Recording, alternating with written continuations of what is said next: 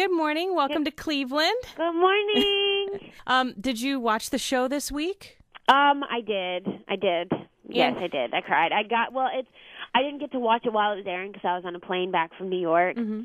So I came home, and of course I had to get it on the internet. I was like, okay, I have to watch. I have to see what happened. I'm the biggest Beatles fan ever, and I'm really supportive of everybody that's still on the show. So I had to watch. I cried the whole way through. I was like, oh. Did you agree with everybody's song choices? Yeah, I thought, honestly, any Beatles song I'm happy to hear. So I'm kind of having deja vu because last week I talked to Paige and I knew that it was killing her not to sing in Soul and R&B week. Yeah. And I figured you'd feel the same way about Lennon and McCartney. Oh, yeah, that was a huge bummer. That was what I was thinking. I was like, man. What would you have picked to sing? I was either going to do Blackbird, Across the Universe, or I was going to redo Hey Jude and have the full band. But I was probably leaning most towards Blackbird. That one or Strawberry Fields Forever, I think. Yeah, Strawberry Fields Forever is great. I was looking at that, but I was like, I don't know if I would sing that. I was trying to think of a rendition that I could do of that. So I think I was gonna go with Blackbird. But I did look at Strawberry Fields Forever. So, and I also looked at Baby I'm Amazed. Maybe I'm Amazed, sorry. Not Baby. Maybe I'm Amazed.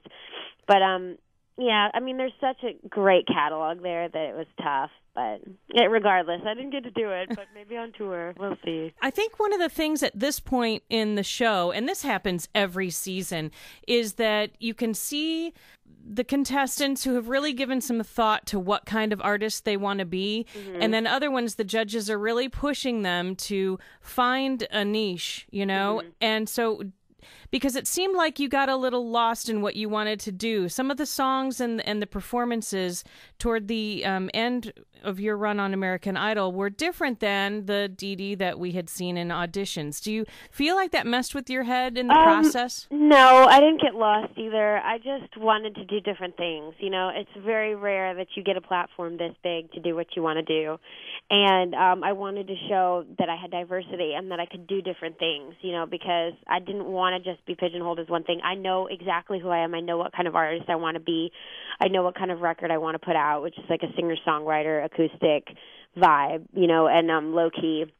But I wanted to, I felt like I had already established that, and I wanted to show that I can also perform and that I'm diverse, as far as a musician is concerned. And I'm not just this little emotional, fragile thing. I can also be sassy and fun and have a good time up on stage, and that's what I did. And I had a great time, so, and, unfortunately towards the end, soul and R&B is not really my genre. So I picked something that meant something to me, as opposed to maybe something that I could have given the best vocal on. But, that's the way the cookie crumbles. That's the way life goes. You got to just do it, and it's tough when it comes to theme weeks like that. I just wish it was Beatles week.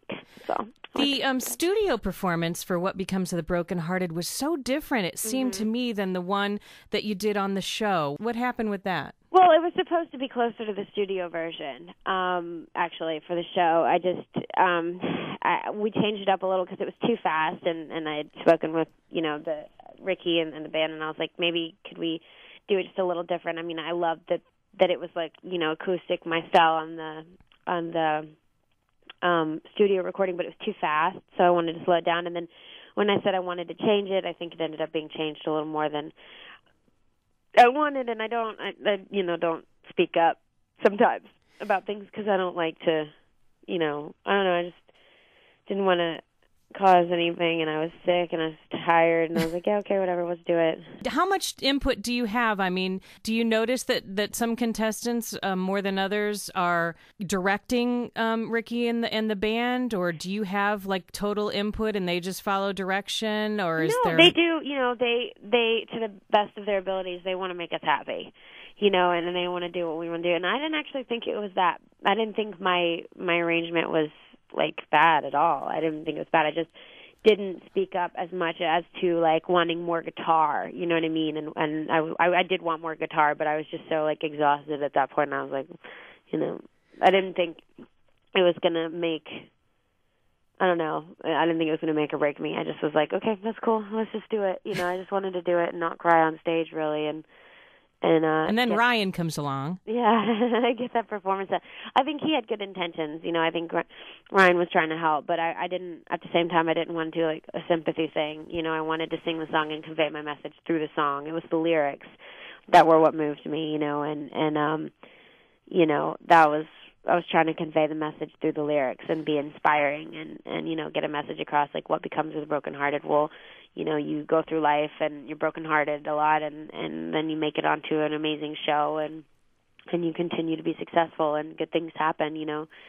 So you got to turn the bad into the good. That was kind of where I was going with that. But. Well, yeah, I guess since, you know, they showed how emotional you got about the song in the rehearsal, he just wanted to kind of clear the air, because you know, people watching at home are naturally going to go, wow, you know, that song must have some other meaning, and kind of want to know. And it's not like you really need to lay it all out there, but that's what I figured. I just didn't. It felt a little intrusive to me. I just wanted to, not like. I mean, I think, you know, there's a line, and people who had watched the show earlier, you know, knew that I had lost my best friend. You know, they knew that I kind of had a rough time, and I didn't want to just keep reiterating that and drilling that into America's heads, because I felt like, you know, I had said enough. And also, you know, I have a lot of respect for my friend, and I didn't want to in any way, you know, disrespect anything. I just wanted to... You mean, like, try to use that to gain sympathy? Yeah, exactly. And I didn't want people to perceive it as that, as, you know, as that at all, because I